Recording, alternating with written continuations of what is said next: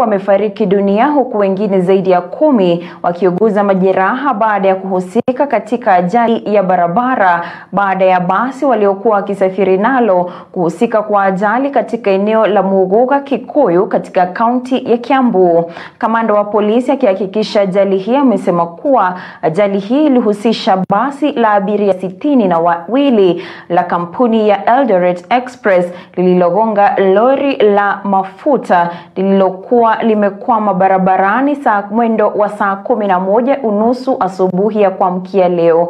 Basi hilo lilikuwa likielekea katika kaunti ya Nairobi kutoka Nakuru, wakati ambapo dereva aliposhindwa kulimudu na kugonga lori kwa nyuma. Waliojeruhiwa walipelekwa kwenye hospitali mbalimbali eneo la Kikuyu, huku uchunguzi wa tukio hilo ukiendelea.